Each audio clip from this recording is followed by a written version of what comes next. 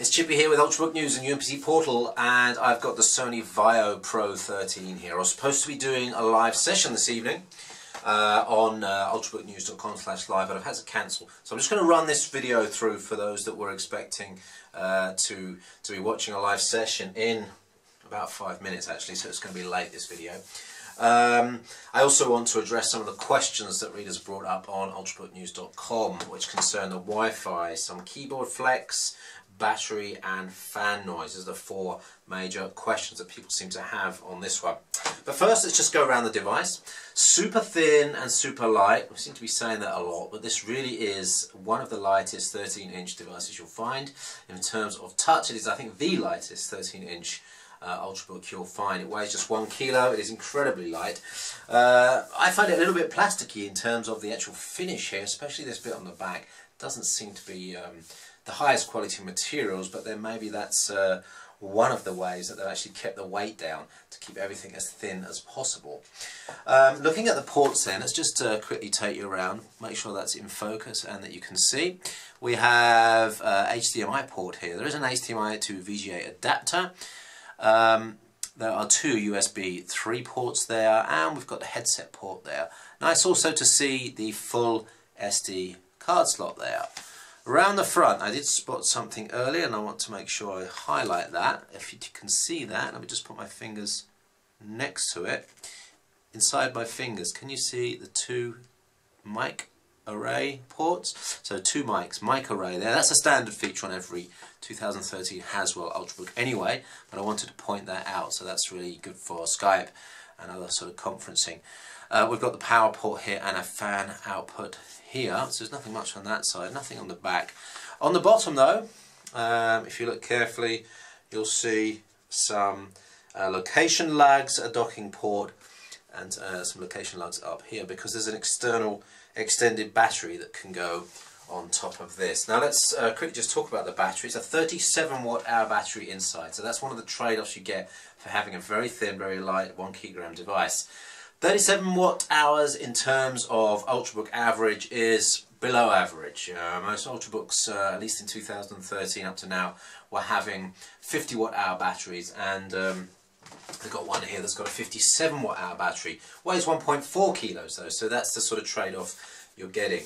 Haswell obviously brings a little bit more efficiency to the table. So for a 37 watt-hour battery, I've had a look at some of the power drain that's going on in the background here, and under certain conditions, you're going to average around 8 to 9 watts of power drain using web working scenarios. That's Wi-Fi, screen on, and using a number of tabs and some web apps. So that's going to bring you about 4 hours worth of battery life. You'll probably be able to watch a video for about 6 hours. And if you push it hard, if you start gaming on this, down to 2 hours or less. So this isn't one of the extreme Ultrabooks in terms of battery life. So it's not the 7 to 10 hour range. But that's why you've got the extended slice battery. So that's $150 worth of 34 watt-hour battery. So you're almost doubling the capacity of the battery there for $150, and it does give you the flexibility of saying, okay, well, I only want a thin and light device today, or I'm going to add the battery on and go for all day battery life and take that extra, I think about 250 grams of extra weight. So it's nice to have the option, you've almost got sort of 2-in-1 device all day, or extremely light. Now let's open it up. It opens up pretty easily. Have a look inside. This is a full HD triluminous display. Now it's interesting, I'm not sure if I'd really call that full IPS. There's definitely some fading up and down, and this is of course a glossy screen. So it's difficult to see on a video like this because you've got some auto brightness going on here, but you have to take it from me. The up and down viewing angles are certainly not full IPS. It's not bad though, and in some respects that's it's okay for a device that's basically on your table all the time, because you really only want to have a very small viewing angle anyway, and you don't want people peeking on the left and right. It's only when you come to things like 2 people watching a video at the same time, and that's not often the case with a 13-inch device. Colours are really nice though. Triluminous display we've seen on the Vaio 13 Duo 13, and that was really, really nice. Brightness goes up extremely high. You won't be able to see that on this, but from low to high there is really nice. Now let's talk about the keyboard. The keyboard is backlit, as you can see there. Or as you may not be able to see there. I wonder if I can just sort of simulate some darkness there to get the backlight up and running. There we go. If I take that away, it'll probably drop away. Okay, it's still on now. So you can see, there we go, that's a bit better to see it like that. So backlit keys. The actual key mechanism itself is pretty good. But I have to highlight this, and it was pointed out by a couple of people. There's a hell of a lot of flex here. Now this, I don't know if you can see that, it does flex inward considerably in the middle. Now this is basically part of the trade-off of having a super thin device. Every part of this device has had to be thinner, and so obviously it's introduced some flex. In some cases, flex is actually not a bad thing, because it actually helps to cushion any sort of impacts.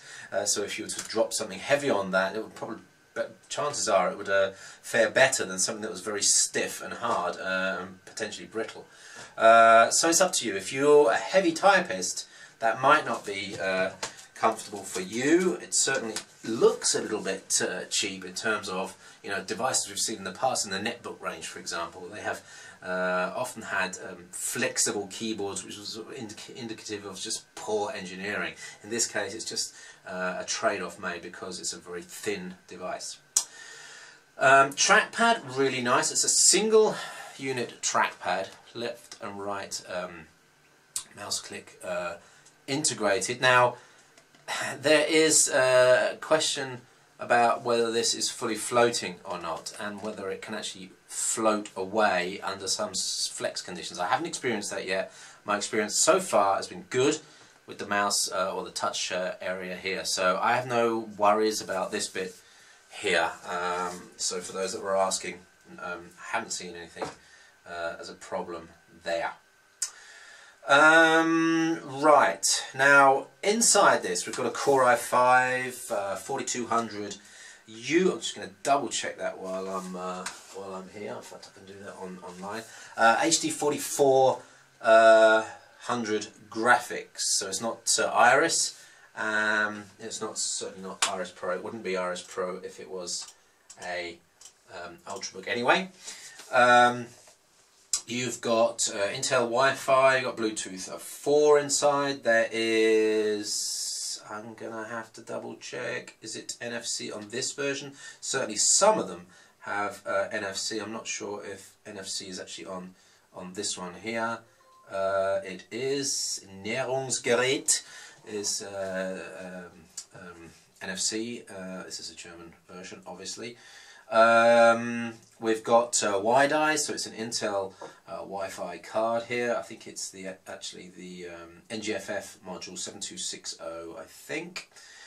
We've got a 128 gigabyte Toshiba SSD inside here, ambient light sensor, and TPM module, TPM 1.2 on this one as well. I think the price for this starts at $1,500, and there are versions of this that go up to $2,500. Core i7, 512 gig SSD, however, 8 gigs of RAM. So that's kind of like top end in terms of Ultrabooks, and you've still got the 1 kilo in weight there as well. Right, three things to talk about. We talked about actually the flex in the keyboard. That was one of the questions that came up. Question number 2 from a reader, a number of readers and a couple of owners, is about the Wi-Fi performance, and it is an issue. There have been queries about how poor it really is, and I have a number of devices on the desk here. I've got another Haswell Ultrabook here with a Broadcom chip in it.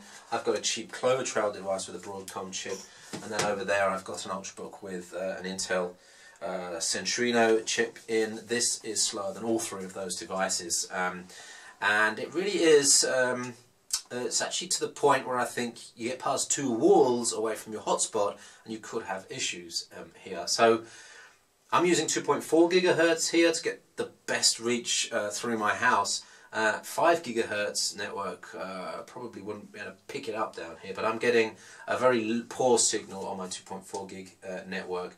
And down here in the cellar is a good test actually. Anything that works well down here is very good, but it does highlight the products that are a little bit below standard, and I will say that the Sony Vaio Pro 13 doesn't have a strong Wi-Fi antenna. It's 5 gigahertz capable, it's 40 megahertz bandwidth, channel width capable.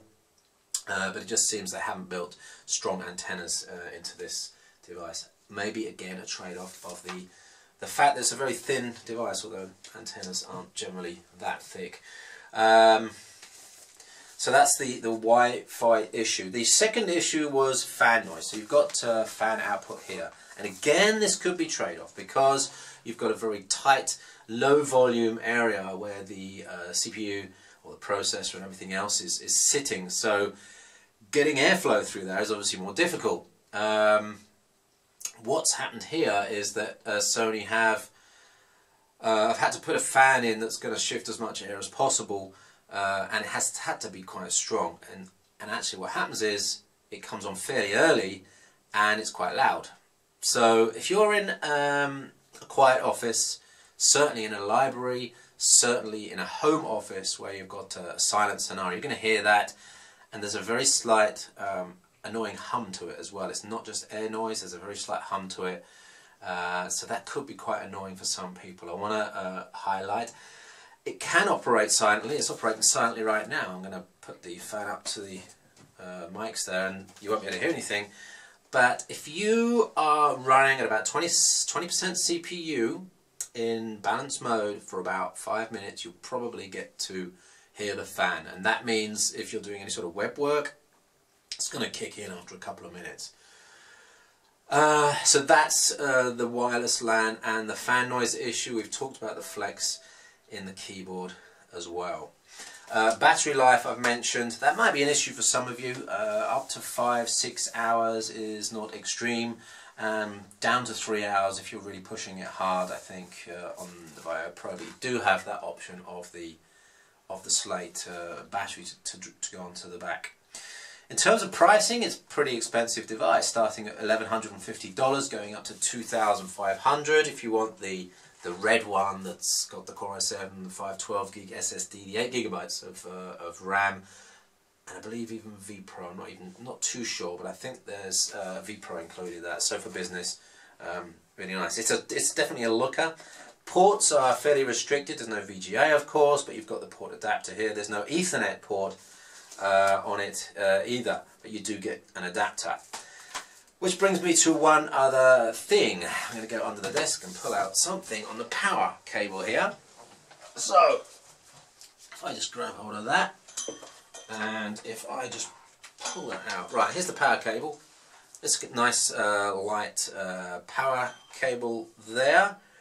And part of that is a quite interesting wireless LAN router, which gets its power from a USB port that's actually on the power adapter there. So there's a USB port there that you can use if you need to power, charge up your devices overnight, for example.